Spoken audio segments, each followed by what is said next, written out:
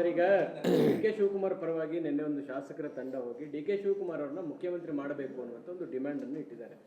So ಇದನ್ನ ಯಾವ ರೀತಿ ನೋಡ್ತಾ ಇದ್ದೀರಿ? ಇಲ್ಲ ನೋಡಿ, ಏನಾರ ಮಾತುಕತೆ ಆಗಿತ್ತಾ? ಇಲ್ಲ, ಅದು ನನಗೆ ಗೊತ್ತಿಲ್ಲ. ಅದು ಏನಾಗಿದೆ ಅಂತೇಳಿ ನಮ್ಮ ಹತ್ರ ನಮ್ಮ ಮುಂದೆ ಏನು ಚರ್ಚೆ ಆಗಿಲ್ಲ ಅದ್ರ ಬಗ್ಗೆ. ನಾವು ಆಮೇಲೆ ಅದನ್ನು ತಿಳ್ಕೊಳ್ಳೋಷ್ಟು ದೊಡ್ಡವರಲ್ಲ ನಾವು ಪಕ್ಷದಲ್ಲಿ ತುಂಬ ದೊಡ್ಡವರು ಇದ್ದಾರೆ, ಹಿರಿಯರಿದ್ದಾರೆ, ಅವ್ರವ್ರು ಚರ್ಚೆ ಮಾಡಿ ತೀರ್ಮಾನ ಮಾಡ್ತಾರೆ. ಬಟ್ ಅವರು ಯಾತಕ್ಕೆ ಹೋಗಿದ್ದಾರೆ ಅಂತ ಗೊತ್ತಿಲ್ಲ ನನಗೆ. ಒಟ್ಟಿನಲ್ಲಿ ಹೋಗಿದ್ದಾರೆ. ಬಟ್ ಇದೇ ವಿಚಾರಕ್ಕೆ ಹೋಗಿದ್ದಾರೋ ಅಥವಾ ಬೇರೆ ವಿಚಾರಕ್ಕೆ ಹೋಗಿದ್ದಾರೋ ಅಂತಲೂ ಕೂಡ ನಮಗೆ ಗೊತ್ತಿಲ್ಲ. ಆದರೆ ನಾನು ಹೇಳ್ತಕ್ಕಂಥದ್ದು, ಡಿ ಕೆ ಶಿವಕುಮಾರ್ ಅವರು ಶಾಸಕರನ್ನು ನಂಬ್ಕೊಂಡವ್ರೆ, ಶಾಸಕರಿಂದ ಹೆಚ್ಚಾಗಿ ಹೈಕಮಾಂಡ್ ನಂಬ್ಕೊಂಡವ್ರು. ಅವರು ಹೈಕಮಾಂಡ್ ತೀರ್ಮಾನ ಮಾಡ್ತದೆ ಅಂತೇಳಿ ಇಲ್ಲಿ ಸುಮ್ಮನೆ ಇಲ್ಲಿ ಬೇರೆ ಬೇರೆ ರೀತಿಯಲ್ಲಿ ವ್ಯಾಖ್ಯಾನ ಮಾಡಿ ವಿಭಜನೆ ಆಗೋದು ಬೇಡ ಪಕ್ಷದಲ್ಲಿ. ಡಿ ಕೆ ಶಿವಕುಮಾರ್ ಅವರು ಹೈಕಮಾಂಡ್ ನಂಬ್ಕೊಂಡವ್ರು, ಹೈಕಮಾಂಡ್ ಅವರು ತೀರ್ಮಾನ ಮಾಡಬೇಕು, ಸ್ಪಷ್ಟೀಕರಣ ಹೈಕಮಾಂಡ್ ಕೊಡಬೇಕು. ಇದು ಶಾಸಕರು ಹೋಗಿ ಏನೋ ಒತ್ತಾಯ ಮಾಡೋದು, ಶಾಸಕರು ಮಾಡಿ ಅಂತಕ್ಕಂಥದ್ದು ಆ ಮಟ್ಟದಲ್ಲೇನು ಡಿ ಕೆ ಶಿವಕುಮಾರ್ ಅವರು ಏನಿಲ್ಲ. ಡಿ ಕೆ ಶಿವಕುಮಾರ್ ಅವರು ಹೈಕಮಾಂಡ್ ಹತ್ರ ಚೆನ್ನಾಗಿದ್ದಾರೆ, ಅಲ್ಲಿ ತೀರ್ಮಾನ ಆಗ್ತದೆ ಅಂತಕ್ಕಂಥ ವಿಶ್ವಾಸ ಅವ್ರಿಗೂ ಇದೆ, ಎಲ್ರಿಗೂ ಇದೆ. ಅಲ್ಲ, ಡೆವಲಪ್ಮೆಂಟ್ ಅಂತ ಯಾಕಂತೀರ? ಡೆಲ್ಲಿಗೆ ಹೋದವರೆಲ್ಲ ಡಿ ಕೆ ಶಿವಕುಮಾರ್ ಅವ್ರ ಪರವಾಗಿ ಬ್ಯಾಟಿಂಗ್ ಮಾಡೋಕ್ಕೆ ಅಂತ ಹೋಗೋರೆ ಅಂತ ಯಾಕೆ ಅನ್ಕೋತೀರ ನೀವು? ನಮಗಂತೂ ಗೊತ್ತಿಲ್ಲ. ನೀವು ಆ ಶಾಸಕರುಗಳನ್ನ ಕೇಳಬೇಕು. ಡೆಲ್ಲಿಗೆ ಯೂಶ್ವಲಾಗಿ ಹೋಗ್ತಾರೆ. ನಮ್ಮಲ್ಲಿ ಕಾಂಗ್ರೆಸ್ ಪಕ್ಷದಲ್ಲಿ ಅನೇಕ ಜನ ಡೆಲ್ಲಿಗೆ ಹೋಗ್ತಾರೆ, ಅಲ್ಲಿ ಏನೇನು ವಿಚಾರಗಳಿರ್ತವೆ ಚರ್ಚೆ ಮಾಡ್ಕೊಂಡು ಬರ್ತಾರೆ. ಅಥವಾ ಇದನ್ನು ಚರ್ಚೆ ಮಾಡಿರ್ಬೋದೇನೋ, ಏನೋ ಅಂದರೆ ವಿರುದ್ಧವಾಗಿ ಅಂತಲ್ಲ, ಯಾರೋ ವಿರುದ್ಧವಾಗಿ ಚರ್ಚೆ ಮಾಡಿದ್ದಲ್ಲ. ಏನು ಡಿ ಕೆ ಶಿವಕುಮಾರ್ ಅವ್ರಿಗೆ ಒಂದು ಅವಕಾಶ ಸಿಗ್ಬೋದಾ ಏನೋ ಅಂತ ಕೇಳಿ ಹೋಗಿರ್ಬೋದೇನೋ. ಆದರೆ ಡಿ ಕೆ ಶಿವಕುಮಾರ್ ಅವ್ರು ಯಾರನ್ನೂ ಕೂಡ ಹೋಗಿ ಅಂತ ಒತ್ತಾಯ ಮಾಡಿ ಕಳಿಸಿಲ್ಲ, ನನಗೆ ಗೊತ್ತಿರಂಗೆ. ಡಿ ಕೆ ಸುರೇಶ್ ಅವರು ಒಂದು ಮಾತು ಹೇಳಿದ್ದಾರೆ, ಕೊಟ್ಟು ಮಾತಿಗೆ ತಪ್ಪದಿಲ್ಲ ಸಿದ್ದರಾಮಯ್ಯನವರು, ಹಿಂದಿಯೂ ತಪ್ಪಿಲ್ಲ ಮುಂದೂ ತಪ್ಪಲ್ಲ ಅಂತ.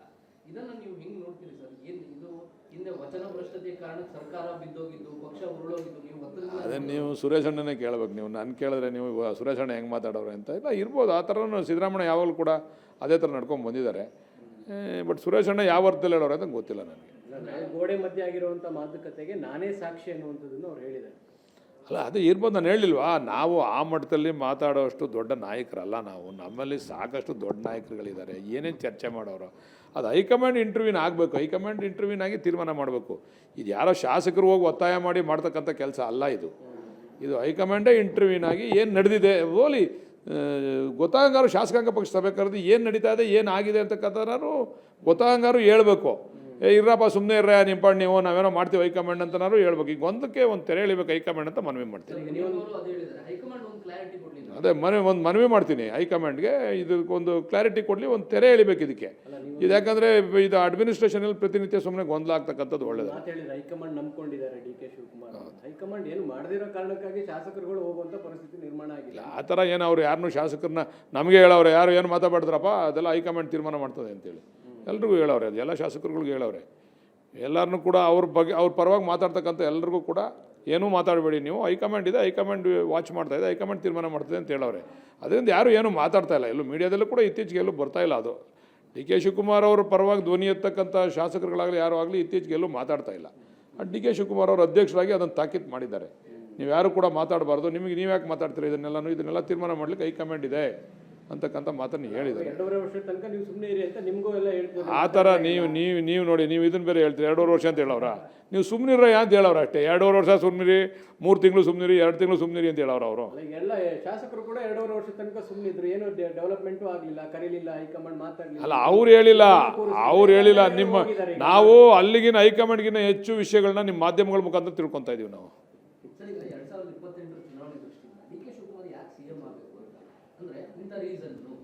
ಈಗ ಬಿಜೆಪಿ ಜೆಡಿಎಸ್ ಕಾಂಬಿನೇಷನ್ ಇದೆ, ಅದು ಕಾಂಗ್ರೆಸ್ಗೆ ಥ್ರೆಟ್ ಆಗ್ಬೋದು ಹಳೆ ಮೈಸೂರು ಭಾಗಕ್ಕೆ. ಯಾವ ಕಾರಣಕ್ಕೆ ಡಿ ಕೆ ಶಿವಕುಮಾರ್ ಸಿಎಂ ಆಗಬೇಕು? Strong reasons. Is also senior man. ಯಾವತ್ತೂ ಕೂಡ ಅವರು ಪಕ್ಷಕ್ಕೆ ವಿರುದ್ಧವಾಗಿ ನಡ್ಕೊಂಡಿರ್ತಕ್ಕಂಥ ಉದಾಹರಣೆ ಇಲ್ಲ. ಆಮೇಲೆ ಇದೇ ಪಕ್ಷದಲ್ಲಿ ಅವ್ರಿಗೆ ಟಿಕೆಟ್ ನಿರಾಕರಣೆ ಮಾಡಿದಾಗ ಎಮ್ ಎಲ್ ಎ ಟಿಕೆಟ್ ನಿರಾಕರಣೆ ಮಾಡಿದಾಗಲೂ ಕೂಡ ಅವರು ಇಂಡಿಪೆಂಡೆಂಟಾಗಿ ಗೆದ್ದು ಕೂಡ ಈ ಪಕ್ಷಕ್ಕೆ ಸೇರಿಕೊಂಡ್ರು. ಅವತ್ತು ದೇವೇಗೌಡರು ಮುಖ್ಯಮಂತ್ರಿ ಆಗಿದ್ದರು. ಅವತ್ತು ಅವ್ರು ಮನ್ಸು ಮಾಡಿದರೆ ಜನತಾದಳದಲ್ಲಿ ಹೋಗಿ ಒಂದು ಮಂತ್ರಿನೋ ಏನೋ ಒಂದು ಆಗ್ಬೋದಾಗಿತ್ತು. ಆದರೂ ಕೂಡ ಅವರು ಅವತ್ತು ಕೂಡ ಪಕ್ಷ ಬಿಡಲಿಲ್ಲ. ಅವತ್ತು ಅನೇಕ ಜನ ಅವತ್ತು ದೇವೇಗೌಡರ ಜೊತೆ ಸೇರಿಕೊಂಡ್ರು. ಇಂಡಿಪೆಂಡೆಂಟ್ ಎಮ್ ಎಲ್ ಎಗಳೆಲ್ಲ ಹೋಗಿ ದಳಕ್ಕೆ ಸೇರಿಕೊಂಡ್ರು. ಇಲ್ಲ, ನನಗೆ ಪಕ್ಷ ಟಿಕೆಟ್ ಕೊಟ್ಟಿಲ್ಲ, ನಾನು ಗೆದ್ದಿದ್ದೀನಿ, ಆದರೂ ನಾನು ಪಕ್ಷದ ಕಡೆ ಇದ್ದೀನಿ ಅಂತೇಳಿ ಅವತ್ತಿಂದ ಇವತ್ತಿನವರೆಗೂ ಕೂಡ ಸಾಕಷ್ಟು ಪಕ್ಷದ ಬಗ್ಗೆ, ಪಕ್ಷದ ಅಭಿವೃದ್ಧಿ ಬಗ್ಗೆ, ಪಕ್ಷದ ಸಂಘಟನೆ ಬಗ್ಗೆ ಸಾಕಷ್ಟು ಕೆಲಸ ಮಾಡವ್ರೆ. ವಿವಿಧ ಹಂತದಲ್ಲಿ ಕೆಲಸ ಮಾಡ್ಕೊಂಬಂದವ್ರೆ. ಈಗ ಅಂತಿಮವಾಗಿ ಈ ಸರ್ಕಾರ ಬರ್ಬೇಕಾದ್ರೆ ಅವರು ಅಧ್ಯಕ್ಷರಾಗಿ ಗ್ಯಾರಂಟಿಗಳಿಗೆ ಅವ್ರದ್ದು ಒಂದು ರುಜು ಇದೆಯಲ್ವಾ. ಇದು ಹೈಕಮಾಂಡ್ ಎಲ್ಲ ವಾಚ್ ಮಾಡ್ತಾ ಇದೆ. ಹೈಕಮಾಂಡ್ಗೆ ಹೇಳೋಷ್ಟು ದೊಡ್ಡವರಲ್ಲ ನಾವೆಲ್ಲರೂ. ಹೈಕಮಾಂಡ್ ಅದ್ರ ಬಗ್ಗೆ ಸೂಕ್ತ ತೀರ್ಮಾನ ತಗೋಬೇಕು ಅಷ್ಟೇ. ನಾವು ಮುಖ್ಯಮಂತ್ರಿ ಮಾಡಿ ಅವ್ರನ್ನ ತೆಗೀರಿ ಇವ್ರನ್ನ ತೆಗೀರಿ ಅಂತ ಹೇಳೋಷ್ಟು ದೊಡ್ಡವ್ರು ನಾವಲ್ಲ. ಆದರೆ ಹೈಕಮಾಂಡ್ ಇವೆಲ್ಲವನ್ನು ಸೂಚನೆ ಎಲ್ಲ ವಿಚಾರ ಮಾಡಿ ಒಂದು ತೀರ್ಮಾನಕ್ಕೆ ಬರಬೇಕು. ಇಲ್ಲ ಹಿಂಗೆ ಮಾಡ್ತೀವಿ ಅಂತನಾದ್ರು ಒಂದು ಕ್ಲಾರಿಟಿ ಇರಬೇಕಲ್ವ, ಅದು ಮಾಡ್ಬೇಕು ಹೈಕಮಾಂಡು. ಇದರಿಂದ ಪಕ್ಷಕ್ಕೆ ಆಗ್ತಕ್ಕಂಥ ಹಾನಿ ತಪ್ಪಿಸ್ದಂಗೆ ಆಗ್ತದೆ, ಇಲ್ಲದೇ ಪಕ್ಷಕ್ಕೆ ಹಾನಿ ಆಗ್ತದೆ. ನ್ಯಾಚುರಲ್ ಆಗಿ ಅವರೊಂದು ಮಾತಾಡೋದು ಇವ್ರೊಂದು ಮಾತಾಡೋದು, ಕಾರ್ಯಕರ್ತರಲ್ಲಿ ಗೊಂದಲ ಉಂಟಾಗ್ತಕ್ಕಂಥದ್ದೆಲ್ಲ ಆಗ್ತದೆ. ಇದು ತಪ್ಪಿಸ್ಬೇಕು ಇದನ್ನು ಹೈಕಮಾಂಡ್ ಅಂತ ನಾನು ಮನವಿ ಮಾಡ್ತೀನಿ. ಈಗ ಡಿ ಕೆ ಶಿವಕುಮಾರ್ ಪರವಾಗಿ ನಿನ್ನೆ ಒಂದು ಶಾಸಕರ ತಂಡ ಹೋಗಿ ಡಿ ಕೆ ಶಿವಕುಮಾರ್ ಅವ್ರನ್ನ ಮುಖ್ಯಮಂತ್ರಿ ಮಾಡಬೇಕು ಅನ್ನುವಂಥ ಒಂದು ಡಿಮ್ಯಾಂಡ್ ಅನ್ನು ಇಟ್ಟಿದ್ದಾರೆ. ಸೊ ಇದನ್ನ ಯಾವ ರೀತಿ ನೋಡ್ತಾ ಇದ್ದೀರಿ? ಇಲ್ಲ ನೋಡಿ, ಮಾತುಕತೆ ಆಗಿತ್ತಾ? ಇಲ್ಲ, ಅದು ನನಗೆ ಗೊತ್ತಿಲ್ಲ. ಅದು ಏನಾಗಿದೆ ಅಂತೇಳಿ ನಮ್ಮ ಹತ್ರ ನಮ್ಮ ಮುಂದೆ ಏನು ಚರ್ಚೆ ಆಗಿಲ್ಲ ಅದ್ರ ಬಗ್ಗೆ. ನಾವು ಆಮೇಲೆ ಅದನ್ನು ತಿಳ್ಕೊಳ್ಳೋಷ್ಟು ದೊಡ್ಡವರಲ್ಲ ನಾವು ಪಕ್ಷದಲ್ಲಿ ತುಂಬ ದೊಡ್ಡವರು ಇದ್ದಾರೆ, ಹಿರಿಯರಿದ್ದಾರೆ, ಅವ್ರವ್ರು ಚರ್ಚೆ ಮಾಡಿ ತೀರ್ಮಾನ ಮಾಡ್ತಾರೆ. ಬಟ್ ಅವರು ಯಾತಕ್ಕೆ ಹೋಗಿದ್ದಾರೆ ಅಂತ ಗೊತ್ತಿಲ್ಲ ನನಗೆ. ಒಟ್ಟಿನಲ್ಲಿ ಹೋಗಿದ್ದಾರೆ, ಬಟ್ ಇದೇ ವಿಚಾರಕ್ಕೆ ಹೋಗಿದ್ದಾರೋ ಅಥವಾ ಬೇರೆ ವಿಚಾರಕ್ಕೆ ಹೋಗಿದ್ದಾರೋ ಅಂತಲೂ ಕೂಡ ನಮಗೆ ಗೊತ್ತಿಲ್ಲ. ಆದರೆ ನಾನು ಹೇಳ್ತಕ್ಕಂಥದ್ದು, ಡಿ ಕೆ ಶಿವಕುಮಾರ್ ಅವರು ಶಾಸಕರನ್ನು ನಂಬ್ಕೊಂಡವ್ರೆ, ಶಾಸಕರಿಂದ ಹೆಚ್ಚಾಗಿ ಹೈಕಮಾಂಡ್ ನಂಬ್ಕೊಂಡವ್ರು. ಅವರು ಹೈಕಮಾಂಡ್ ತೀರ್ಮಾನ ಮಾಡ್ತದೆ ಅಂತೇಳಿ ಇಲ್ಲಿ ಸುಮ್ಮನೆ ಇಲ್ಲಿ ಬೇರೆ ಬೇರೆ ರೀತಿಯಲ್ಲಿ ವ್ಯಾಖ್ಯಾನ ಮಾಡಿ ವಿಭಜನೆ ಆಗೋದು ಬೇಡ ಪಕ್ಷದಲ್ಲಿ. ಡಿ ಕೆ ಶಿವಕುಮಾರ್ ಅವರು ಹೈಕಮಾಂಡ್ ನಂಬ್ಕೊಡೋರು, ಹೈಕಮಾಂಡ್ ಅವ್ರು ತೀರ್ಮಾನ ಮಾಡಬೇಕು, ಸ್ಪಷ್ಟೀಕರಣ ಹೈಕಮಾಂಡ್ ಕೊಡಬೇಕು. ಇದು ಶಾಸಕರು ಹೋಗಿ ಏನೋ ಒತ್ತಾಯ ಮಾಡೋದು, ಶಾಸಕರು ಮಾಡಿ ಅಂತಕ್ಕಂಥದ್ದು ಆ ಮಟ್ಟದಲ್ಲೇನು ಡಿ ಕೆ ಶಿವಕುಮಾರ್ ಅವ್ರು ಏನಿಲ್ಲ. ಡಿ ಕೆ ಶಿವಕುಮಾರ್ ಅವರು ಹೈಕಮಾಂಡ್ ಹತ್ರ ಚೆನ್ನಾಗಿದ್ದಾರೆ, ಅಲ್ಲಿ ತೀರ್ಮಾನ ಆಗ್ತದೆ ಅಂತಕ್ಕಂಥ ವಿಶ್ವಾಸ ಅವ್ರಿಗೂ ಇದೆ, ಎಲ್ರಿಗೂ ಇದೆ. ಅಲ್ಲ, ಡೆವಲಪ್ಮೆಂಟ್ ಅಂತ ಯಾಕಂತೀರ? ಡೆಲ್ಲಿಗೆ ಹೋದವರೆಲ್ಲ ಡಿ ಕೆ ಶಿವಕುಮಾರ್ ಅವ್ರ ಪರವಾಗಿ ಬ್ಯಾಟಿಂಗ್ ಮಾಡೋಕ್ಕೆ ಅಂತ ಹೋಗೋರೆ ಅಂತ ಯಾಕೆ ಅನ್ಕೋತೀರ ನೀವು? ನಮಗಂತೂ ಗೊತ್ತಿಲ್ಲ. ನೀವು ಆ ಶಾಸಕರುಗಳನ್ನ ಕೇಳಬೇಕು. ಡೆಲ್ಲಿಗೆ ಯೂಶ್ವಲಾಗಿ ಹೋಗ್ತಾರೆ, ನಮ್ಮಲ್ಲಿ ಕಾಂಗ್ರೆಸ್ ಪಕ್ಷದಲ್ಲಿ ಅನೇಕ ಜನ ಡೆಲ್ಲಿಗೆ ಹೋಗ್ತಾರೆ, ಅಲ್ಲಿ ಏನೇನು ವಿಚಾರಗಳಿರ್ತವೆ ಚರ್ಚೆ ಮಾಡ್ಕೊಂಡು ಬರ್ತಾರೆ. ಅಥವಾ ಇದನ್ನು ಚರ್ಚೆ ಮಾಡಿರ್ಬೋದೇನೋ, ಏನೋ ಅಂದರೆ ವಿರುದ್ಧವಾಗಿ ಅಂತಲ್ಲ, ಯಾರೋ ವಿರುದ್ಧವಾಗಿ ಚರ್ಚೆ ಮಾಡಿದ್ದಲ್ಲ. ಏನು ಡಿ ಕೆ ಶಿವಕುಮಾರ್ ಅವ್ರಿಗೆ ಒಂದು ಅವಕಾಶ ಸಿಗ್ಬೋದಾ ಏನೋ ಅಂತ ಕೇಳಲಿಕ್ಕೆ ಹೋಗಿರ್ಬೋದೇನೋ. ಆದರೆ ಡಿ ಕೆ ಶಿವಕುಮಾರ್ ಅವ್ರು ಯಾರನ್ನೂ ಕೂಡ ಹೋಗಿ ಅಂತ ಒತ್ತಾಯ ಮಾಡಿ ಕಳಿಸಿಲ್ಲ ನನಗೆ ಗೊತ್ತಿರಂಗೆ. ಡಿ ಕೆ ಸುರೇಶ್ ಅವರು ಒಂದು ಮಾತು ಹೇಳಿದ್ದಾರೆ, ಕೊಟ್ಟು ಮಾತಿಗೆ ತಪ್ಪದಿಲ್ಲ ಸಿದ್ದರಾಮಯ್ಯನವರು, ಹಿಂದಿಯೂ ತಪ್ಪಿಲ್ಲ ಮುಂದೂ ತಪ್ಪಲ್ಲ ಅಂತ. ಇದನ್ನು ನೀವು ಹೆಂಗೆ ನೋಡ್ತೀರಿ ಸರ್? ಏನು ಇದು ಹಿಂದೆ ವಚನ ಭ್ರಷ್ಟತೆಯ ಕಾರಣಕ್ಕೆ ಸರ್ಕಾರ ಬಿದ್ದೋಗಿದ್ದು, ಪಕ್ಷ ಉರುಳೋಗಿದ್ದು, ನೀವು ಅದೇ ನೀವು ಸುರೇಶ್ ಅಣ್ಣನೇ ಕೇಳಬೇಕು. ನೀವು ನಾನು ಕೇಳಿದ್ರೆ ನೀವು ಸುರೇಶ್ ಅಣ್ಣ ಹೆಂಗೆ ಮಾತಾಡೋರು ಅಂತ ಇಲ್ಲ ಇರ್ಬೋದು. ಆ ಥರನೂ ಸಿದ್ದರಾಮಯ್ಯ ಯಾವಾಗಲೂ ಕೂಡ ಅದೇ ಥರ ನಡ್ಕೊಂಡು ಬಂದಿದ್ದಾರೆ. ಬಟ್ ಸುರೇಶ್ ಅಣ್ಣ ಯಾವ ಅರ್ಥದಲ್ಲಿ ಹೇಳೋರು ಅಂತ ಗೊತ್ತಿಲ್ಲ ನನಗೆ. ಗೋಡೆ ಮಧ್ಯೆ ಆಗಿರುವಂಥ ಮಾತುಕತೆಗೆ ನಾನೇ ಸಾಕ್ಷಿ ಅನ್ನುವಂಥದ್ದನ್ನು ಅವ್ರು ಹೇಳಿದ್ದಾರೆ. ಅಲ್ಲ, ಅದು ಇರ್ಬೋದು. ನಾನು ಹೇಳಿಲ್ವಾ, ನಾವು ಆ ಮಟ್ಟದಲ್ಲಿ ಮಾತಾಡೋಷ್ಟು ದೊಡ್ಡ ನಾಯಕರಲ್ಲ ನಾವು. ನಮ್ಮಲ್ಲಿ ಸಾಕಷ್ಟು ದೊಡ್ಡ ನಾಯಕರುಗಳಿದ್ದಾರೆ, ಏನೇನು ಚರ್ಚೆ ಮಾಡೋರು. ಅದು ಹೈಕಮಾಂಡ್ ಇಂಟರ್ವ್ಯೂನ್ ಆಗಬೇಕು, ಹೈಕಮಾಂಡ್ ಇಂಟರ್ವ್ಯೂನ್ ಆಗಿ ತೀರ್ಮಾನ ಮಾಡಬೇಕು. ಇದು ಯಾರೋ ಶಾಸಕರು ಹೋಗಿ ಒತ್ತಾಯ ಮಾಡಿ ಮಾಡ್ತಕ್ಕಂಥ ಕೆಲಸ ಅಲ್ಲ ಇದು. ಹೈಕಮಾಂಡೇ ಇಂಟರ್ವ್ಯೂನ್ ಆಗಿ ಏನು ನಡೆದಿದೆ ಓಲಿ ಗೊತ್ತಾಗಂಗಾರು ಶಾಸಕಾಂಗ ಪಕ್ಷ ಸಭೆ ಕರೆದು ಏನು ನಡೀತಾ ಇದೆ, ಏನಾಗಿದೆ ಅಂತಕ್ಕಂಥ ನಾನು ಗೊತ್ತಾಗಂಗಾರು ಹೇಳ್ಬೇಕು. ಇರ್ರಪ್ಪ ಸುಮ್ಮನೆ ಇರ್ರ ನಿಂಪಾಡು ನೀವು, ನಾವೇನೋ ಮಾಡ್ತೀವಿ ಹೈಕಮಾಂಡ್ ಅಂತನಾರು ಹೇಳ್ಬೇಕು. ಈಗ ಒಂದಕ್ಕೆ ಒಂದು ತೆರೆ ಎಳಿಬೇಕು ಹೈಕಮಾಂಡ್ ಅಂತ ಮನವಿ ಮಾಡ್ತೀನಿ. ಅದೇ ಮನವಿ ಮಾಡ್ತೀನಿ ಹೈಕಮಾಂಡ್ಗೆ, ಇದಕ್ಕೊಂದು ಕ್ಲಾರಿಟಿ ಕೊಡಲಿ, ಒಂದು ತೆರೆ ಎಳಿಬೇಕು ಇದಕ್ಕೆ. ಇದು ಯಾಕಂದರೆ ಇದು ಅಡ್ಮಿನಿಸ್ಟ್ರೇಷನಲ್ಲಿ ಪ್ರತಿನಿತ್ಯ ಸುಮ್ಮನೆ ಗೊಂದಲ ಆಗ್ತಕ್ಕಂಥದ್ದು ಒಳ್ಳೆಯದು. ಹೈಕಮಾಂಡ್ ನಂಬ್ಕೊಂಡಿದ್ದಾರೆ ಡಿ ಕೆ ಶಿವಕುಮಾರ್. ಹೈಕಮಾಂಡ್ ಏನು ಮಾಡದಿರೋ ಕಾರಣಕ್ಕಾಗಿ ಶಾಸಕರುಗಳು ಹೋಗುವಂಥ ಪರಿಸ್ಥಿತಿ ನಿರ್ಮಾಣ ಆಗಿಲ್ಲ. ಆ ಥರ ಏನು ಅವ್ರು ಯಾರನ್ನೂ ಶಾಸಕರನ್ನ ನಮಗೆ ಹೇಳೋರು, ಯಾರು ಏನು ಮಾತಾಡ್ತಾರಪ್ಪ ಅದೆಲ್ಲ ಹೈಕಮಾಂಡ್ ತೀರ್ಮಾನ ಮಾಡ್ತದೆ ಅಂತೇಳಿ ಎಲ್ರಿಗೂ ಹೇಳವ್ರೆ. ಅದು ಎಲ್ಲ ಶಾಸಕರುಗಳಿಗೆ ಹೇಳವ್ರೆ.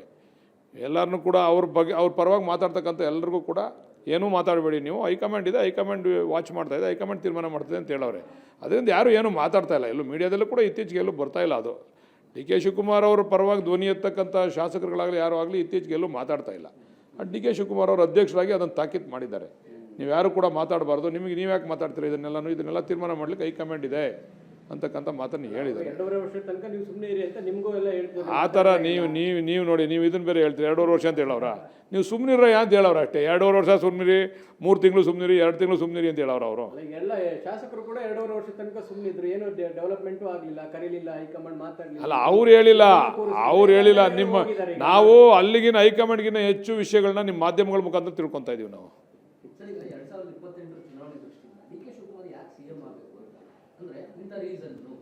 ಈಗ ಬಿಜೆಪಿ ಜೆಡಿಎಸ್ ಕಾಂಬಿನೇಷನ್ ಇದೆ, ಅದು ಕಾಂಗ್ರೆಸ್ಗೆ ಥ್ರೆಟ್ ಆಗಬಹುದು ಹಳೆ ಮೈಸೂರು ಭಾಗದಲ್ಲಿ. ಯಾವ ಕಾರಣಕ್ಕೆ ಡಿ ಕೆ ಶಿವಕುಮಾರ್ ಸಿಎಂ ಆಗಬೇಕು? Strong reasons.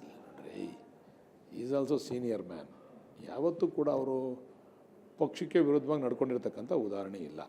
ಆಮೇಲೆ ಇದೇ ಪಕ್ಷದಲ್ಲಿ ಅವ್ರಿಗೆ ಟಿಕೆಟ್ ನಿರಾಕರಣೆ ಮಾಡಿದಾಗ ಎಮ್ ಎಲ್ ಎ ಟಿಕೆಟ್ ನಿರಾಕರಣೆ ಮಾಡಿದಾಗಲೂ ಕೂಡ ಅವರು ಇಂಡಿಪೆಂಡೆಂಟಾಗಿ ಗೆದ್ದು ಕೂಡ ಈ ಪಕ್ಷಕ್ಕೆ ಸೇರಿಕೊಂಡ್ರು.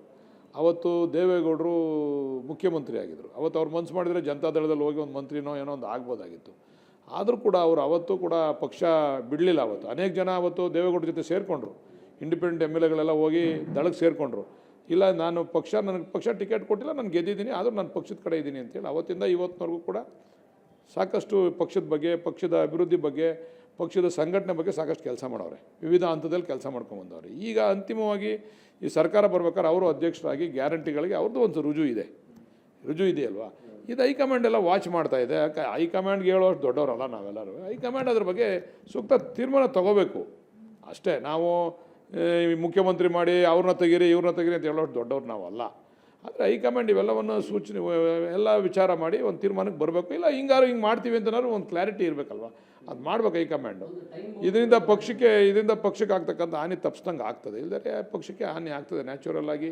ಅವರೊಂದು ಮಾತಾಡೋದು, ಇವರೊಂದು ಮಾತಾಡೋದು, ಕಾರ್ಯಕರ್ತರಲ್ಲಿ ಗೊಂದಲ ಉಂಟಾಗ್ತಕ್ಕಂಥದ್ದೆಲ್ಲ ಆಗ್ತದೆ. ಇದು ತಪ್ಪಿಸ್ಬೇಕು ಇದನ್ನು ಹೈಕಮಾಂಡು ಅಂತ ನಾನು ಮನವಿ ಮಾಡ್ತೀನಿ ಹೈಕಮಾಂಡ್.